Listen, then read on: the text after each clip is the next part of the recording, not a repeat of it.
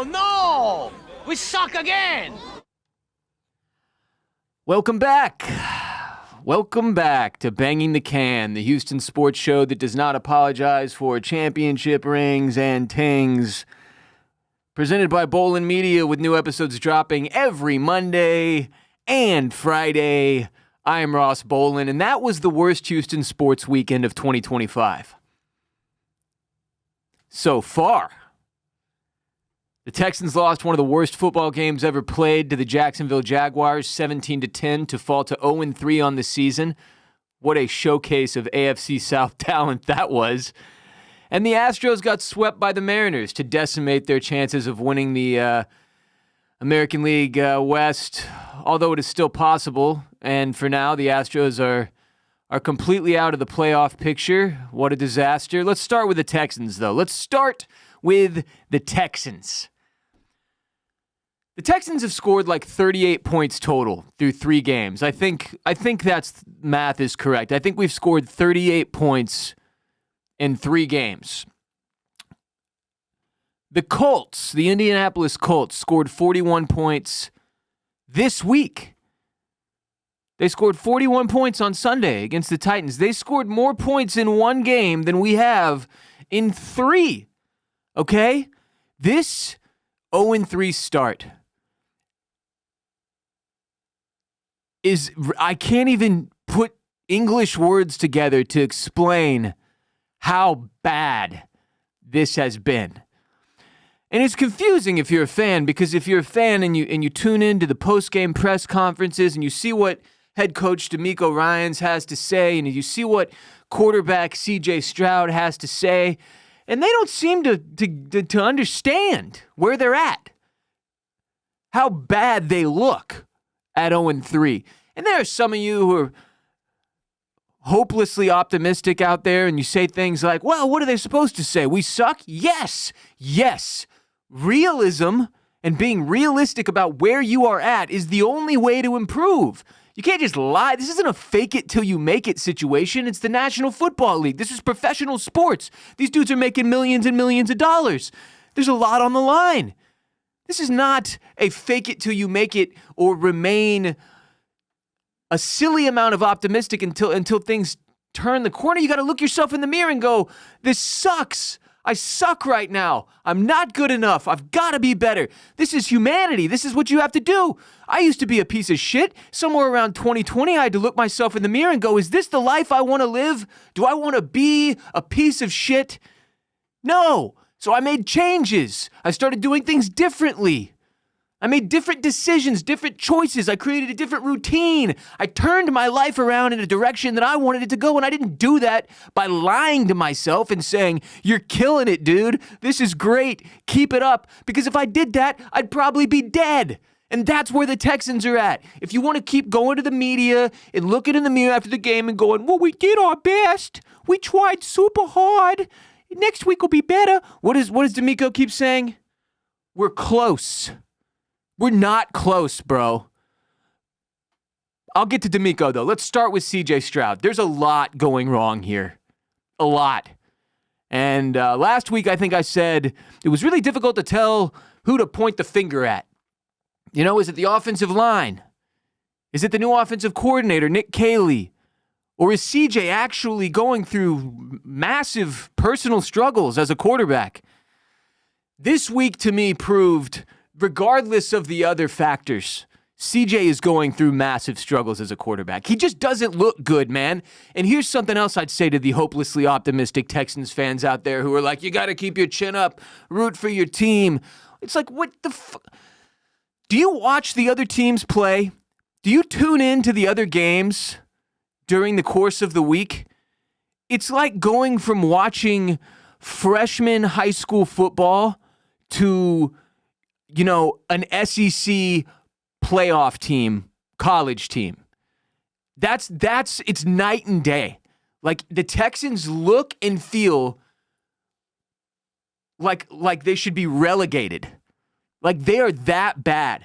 It's not close. They're not close. No matter how many times they tell you they are close, they are so far away. It's not close. They're not close. CJ Stroud is not close, man. His last 14 starts, he's 5-9.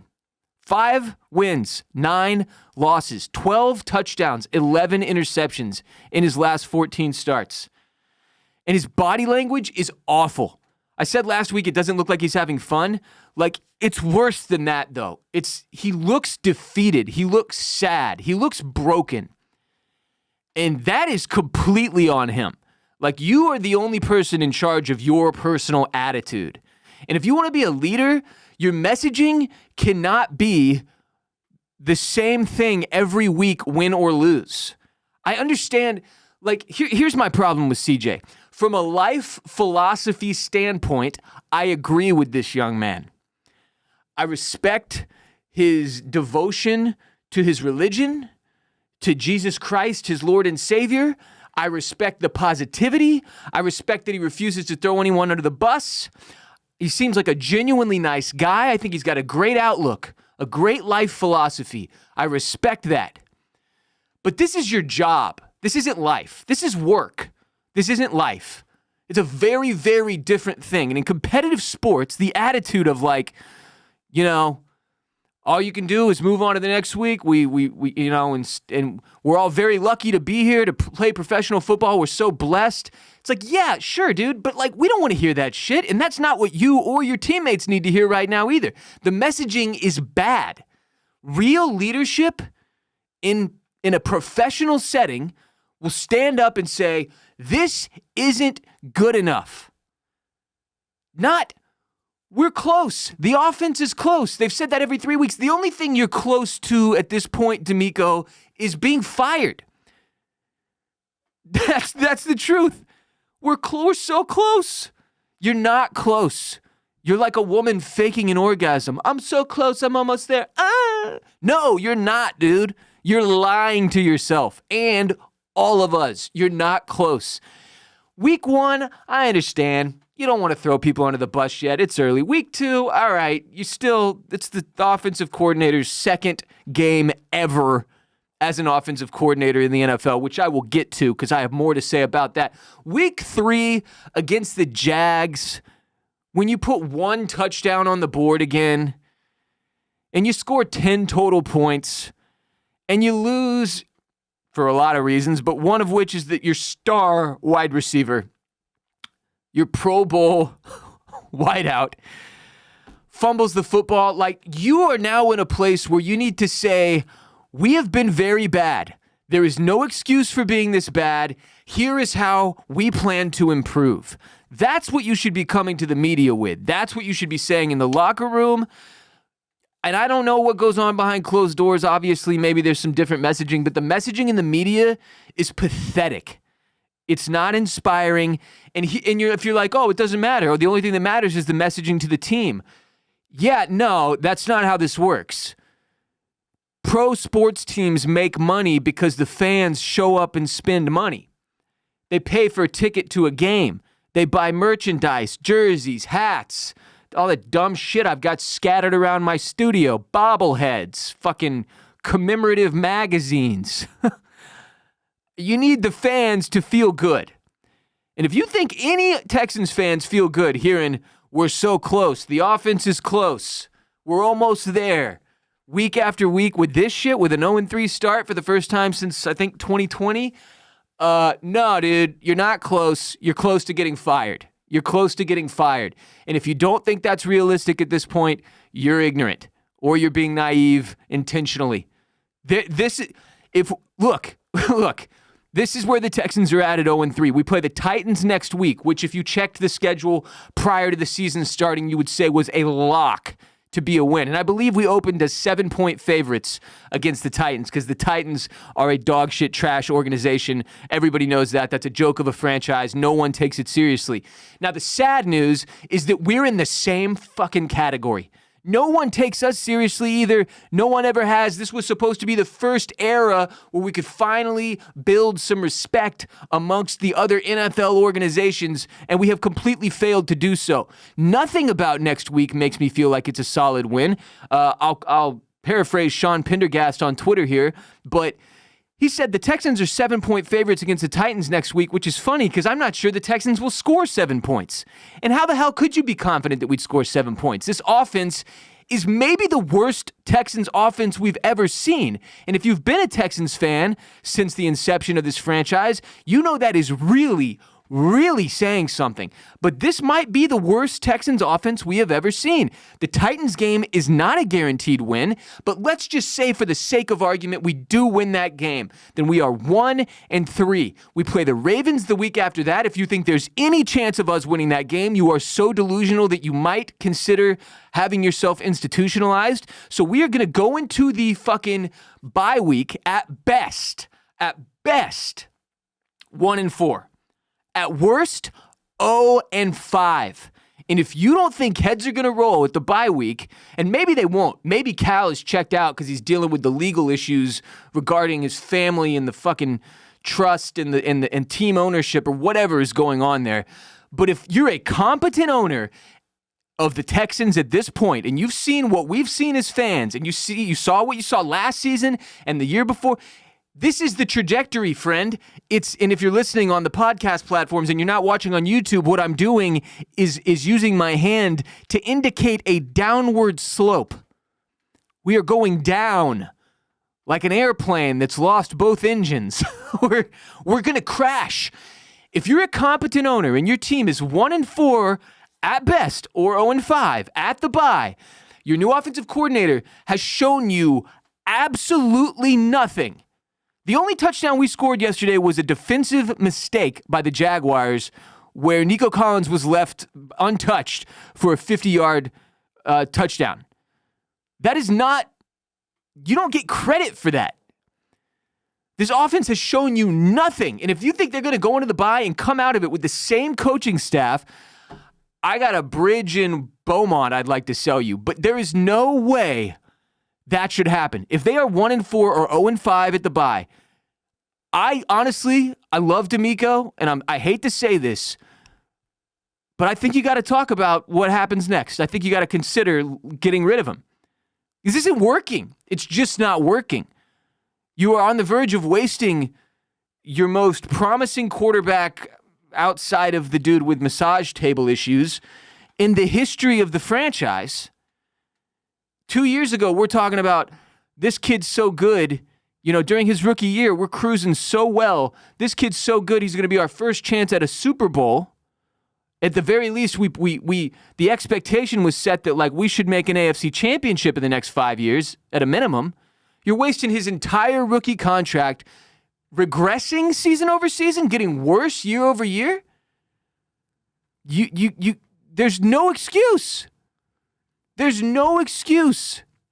I saw a tweet that said Texans-Titans should be flexed to 4 a.m. so nobody has to watch it. 2 0-3 dog shit teams. Just absolutely terrible. So I'm not kidding. I don't want to see this go on the whole season. If the season is this much of a bust where we're 1-4 or 0-5 going into the bye, why not go ahead and clean house? Bring in some new guys, even if they're temporary, and just see what happens. Instead of just developing worse and worse habits and no sign of momentum at all over the course of the rest of the season, why wouldn't you bring in somebody who at least has a chance of maybe doing something? We know this crew can't get it done. And this is no longer a situation where it's like, oh, it's the NFL, anything can happen any given Sunday, week to week. It's like, no, dude. This is 3 games that they have played against 3 not great teams, and they have not looked good in any of them. And the defense has maybe had moments, but even defensively, I feel like we've regressed. Not getting as much pressure on the quarterback, not getting as many sacks, not getting as many turnovers. But the offense, fuck the defense. It doesn't even matter. We don't even need a defense right now. There's no point because we're not scoring. So, what? Next question. Why didn't they build an O-line? Why didn't they build an O-line? An offensive line? We've 3 years deep into the era. When you saw what you saw year 1 and you saw what you saw year 2, how the hell do you roll into year 3 with this offensive line? Who do you blame for this besides Nick Caserio? He's the general manager of the team. It's his job to fill out the roster. It's his job to build an O-line. He didn't draft any O-linemen. He drafted receivers. Got rid of Laramie Tunsil in the offseason. We thought that was a plus. Guess what? It wasn't. I'd rather have that moron in there, false starting every 4 plays, than this. Because at least when he was locked in, he could block inarguably well. So that's on Nick Caserio. So you're looking at that, and it's like, again, there's no excuse. You've had 3 seasons to see, well, okay, I think we might need some people who can block up front in order for the quarterback to be able to feel comfortable, especially with a rookie or a first or second year quarterback. Like, it's extremely important that they have the ability to build a pocket presence. So, like, who do you blame besides Nick Caserio? So now you're talking D'Amico's on the hot seat. Realistically, he should be. Nick Caley, I don't even know if he ever had a seat, but if he does, it's literally on fire. And then there's Nick Caserio, who at this point, I blame for both the lack of offensive line, the destruction of C.J. Stroud's confidence and momentum as a quarterback, and the hiring of Nick Caley. I blame him for all of those things. Why didn't they hire a real experienced offensive coordinator? Again, you have to blame Nick Caserio. They had a chance to bring in someone who was a veteran with a proven track record, yet they hired a first-time offensive coordinator? This dude, to reiterate, Nick Caley, has never been an offensive coordinator in the NFL. They hired someone unproven, a first-time offensive coordinator, and you still didn't do shit to improve the offensive line? You're fired, bro. That's what should happen. It's inexcusable. The results speak for themselves. There's no amount of dancing around it or completely unhinged positivity that can change the facts. Facts.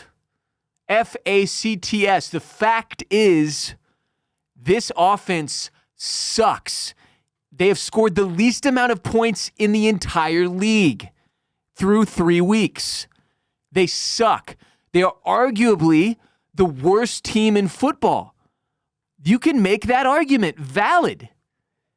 The offense is dog shit. The defense maybe is okay. And you've got star power on both sides of the ball, but you can't make it work because the fundamentals aren't there. Nobody seems to be driven. They don't seem like they really care. So that's where you have a real problem as a franchise, because if they don't care, why should I?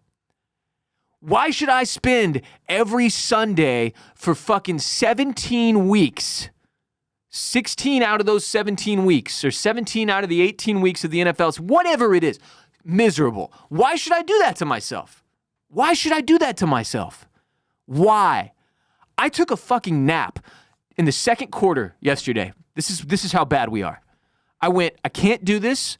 I'm going to take a nap. I woke up an hour later. Nothing had happened. That's not what you want. Nothing had happened. So I got to watch the meltdown to end the game and lose it. That was it.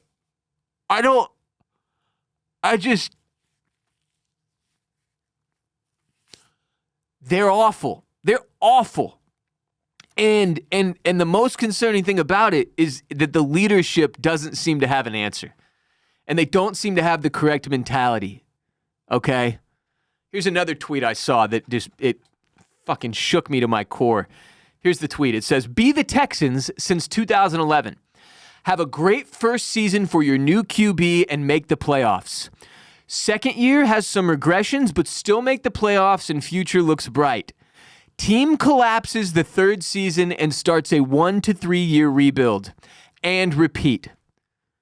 That's been the last 14 years of Texans football. For real. That's where we're at. And here is the quote we get from D'Amico Ryans on Monday morning. "I am not discouraged by my team. We've been in all 3 ball games. We've had an opportunity in the fourth quarter, and we didn't make those plays to win the game. Our team is right there, despite how it looks, how it feels." So you want us to deny all of our senses and all of our instincts and of all of our ability as football fans to judge the product on the field, and you want us to believe you that we are right there despite how it looks and how it feels. Well, I'm going to tell you how it looks and how it feels. It looks and feels god-awful. It looks like your team has quit on you. It looks like your quarterback no longer believes in the organization that is supposed to be building a team around him. It looks like he no longer believes in himself. Your wide receivers look generally disheveled and lost.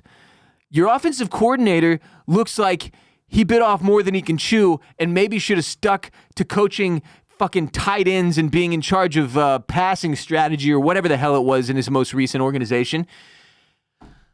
Your defense looks sick and tired of having to fight like hell to keep you in games because you can't score any points. And it feels like we are on the verge of blowing the season. Like, we're all going to give it 2 more weeks because we don't have a choice. But depending on how Titans, Texans, and Ravens, Texans go, like, that might be it. We might be at a point at the bye week where we can all safely write this season off as a massive loss. And I might still tune in for the games because, I like watching them. Sort of. I don't even like watching them at this point. I'm just lying to myself. But I will remove all expectations. I absolutely won't expect us to win the division. I absolutely won't expect us to make the playoffs.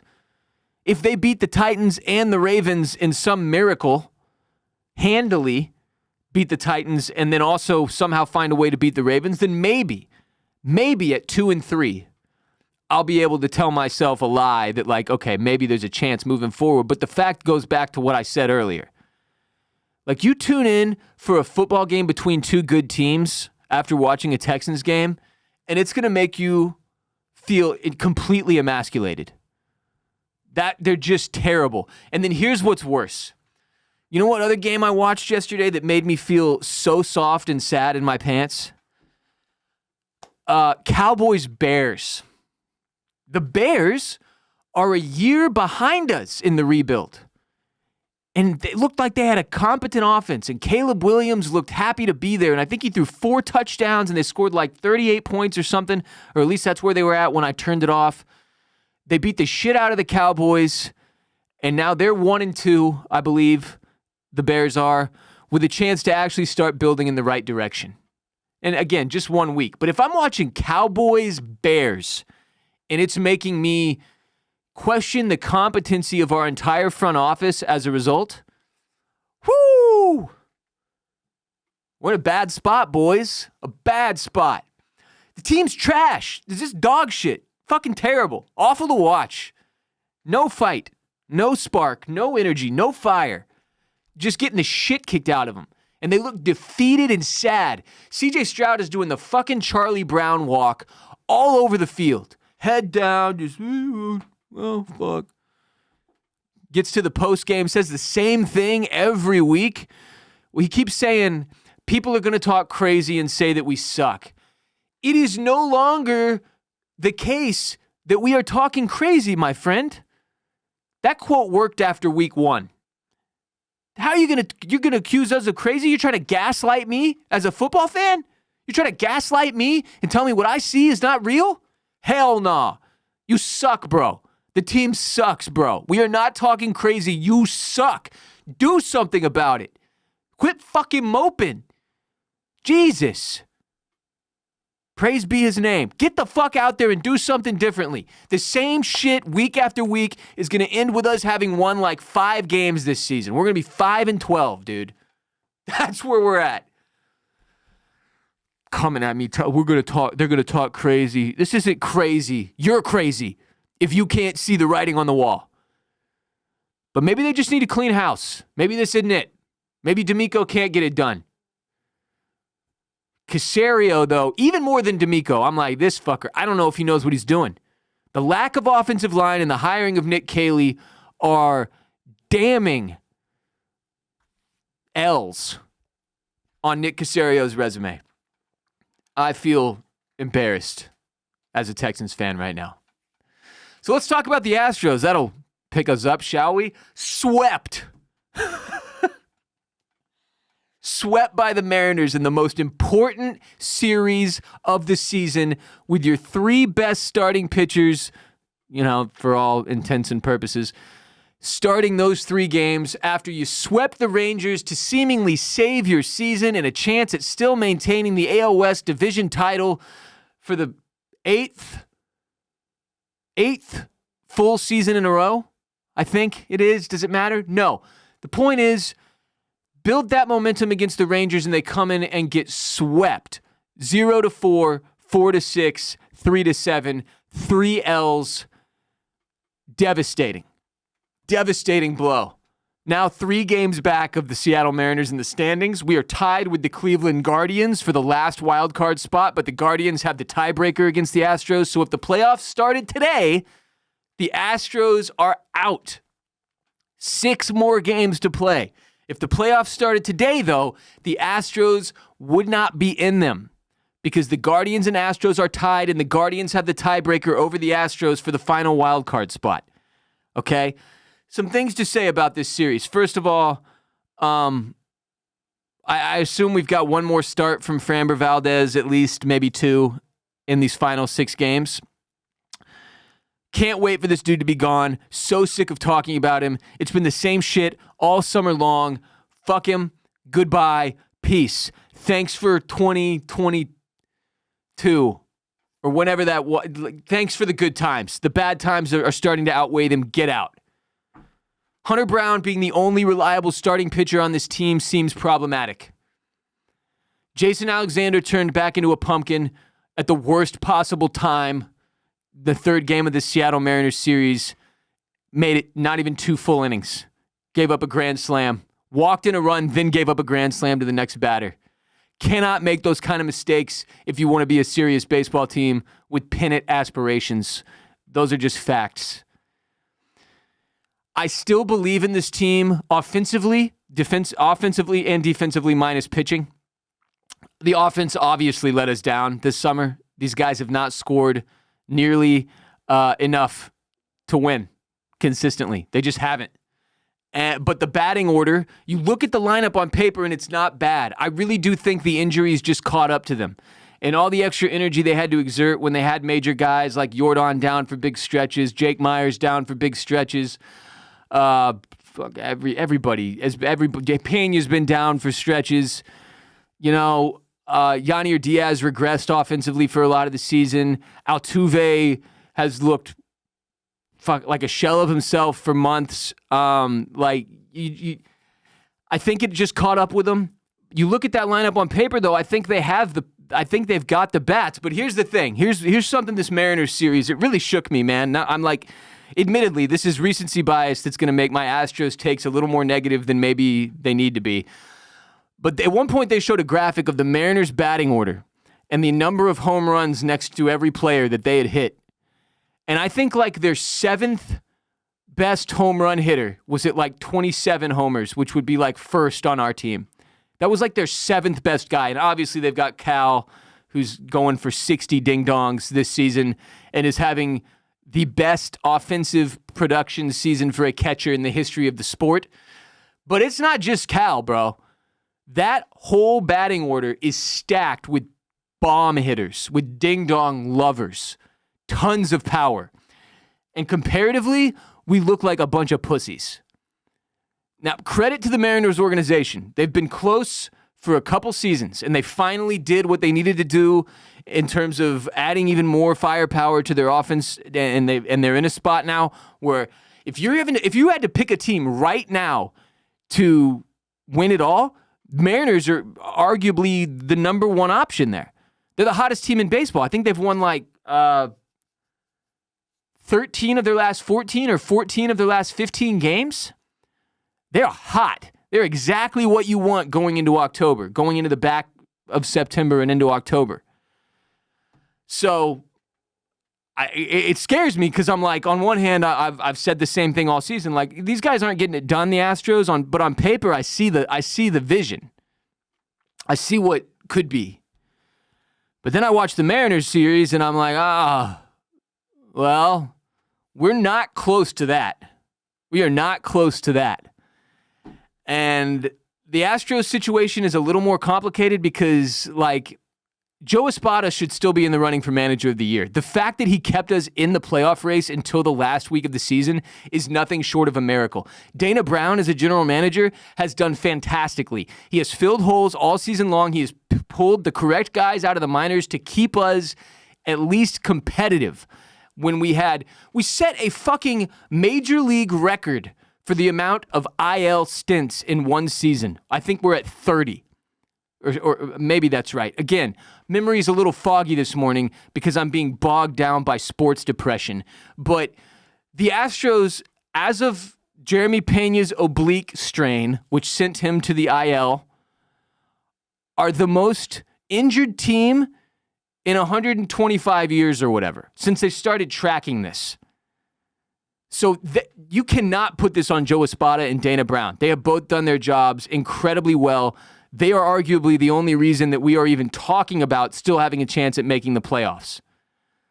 So the Astros situation is a little more complicated from that angle. Like with the Texans, I'm like, oh, just fire everybody. This is pathetic. None of these dudes look like they know what they're doing. Fire D'Amico, fire Nick Caserio, fire Nick Caley, and just run it. Try it again next season. Go hire some serious people. But in the case of the Astros, it's like, well, the Mariners just finally figured it out. They finally figured it out, bringing in Eugenio Suarez and their pitching. We have one pitcher who is as good as is better than. But look, here's what I'm saying: they have better pitching, they have better hitting, they're a better baseball team. Our team never really got to cohesively come together and like feel out the vibes and get some momentum together because there's been too many injuries. It's been too chopped up all season long. We've never really gotten to see the full strength Astros get comfortable with each other. And that sucks, but it is what it is. Your best player, Jordan, misses huge chunks of the year. He's still out. Pena, your best player, Paredes, your best player in his absence, also out for the year. He comes back, but he's been out for fucking ever. Now he can only DH. He can't really run. Pena goes down. Your second best ace, Framber Valdez, has the wheels fall off in the summer. Christian Javier is coming back from Tommy John, and he's looked okay, but like clearly isn't the guy he was before Tommy John. Luis Garcia doesn't even survive 3 starts before he's back on the IL after returning from Tommy John. Spencer Arrighetti gets hurt, misses most of the season, comes back, gets hurt again. Like, just too much went wrong. Too much went wrong. And I don't really put it on the Astros. There's a huge difference between the way I feel about the Astros and the way I feel about the Texans. I think the Astros have done their best. I do not look at them as going out and laying down and dying. I don't look at them as having the wrong attitude. I think they have good leadership. I think Correa is a great leader. I think Altuve is a great leader in his own way. I think Joe Espada is a great leader. I think Dana Brown is a good leader. I think they're competent in the clubhouse. I think they're competent in the front office. I think they've got great veterans on this team. The only guy I'd point the finger at and be like, sorry, pal, it didn't work out is probably Walker. Because I think you need Paredes at first base next season probably. This just didn't work. It didn't go our way. Too many bad breaks.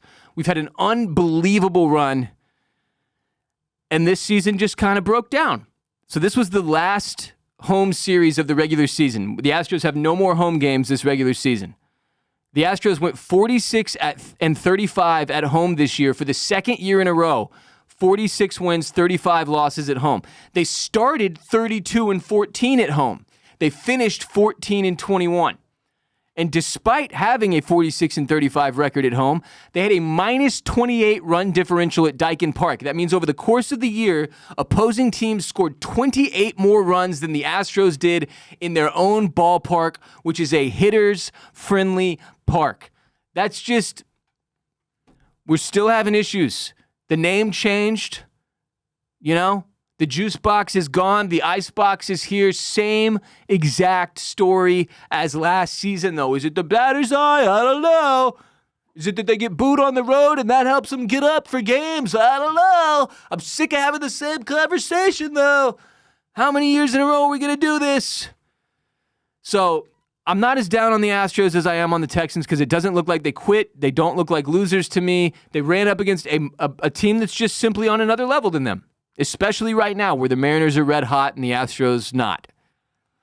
So congrats to the Seattle fans. barring a serious meltdown from the Mariners over the last 6 games, they should win the division. They should be in the playoffs. They have a chance, a very realistic chance, at getting the 2 seed in the American League because the Detroit Tigers have been falling apart. The Mariners could have a bye. And you know what? If the Mariners make the playoffs and we don't, I'll be rooting for them. I will. Dead serious. They haven't been relevant in 25 fucking years, man. We've been crushing it for 10 straight. So, or, 8, if you want to be a little more conservative.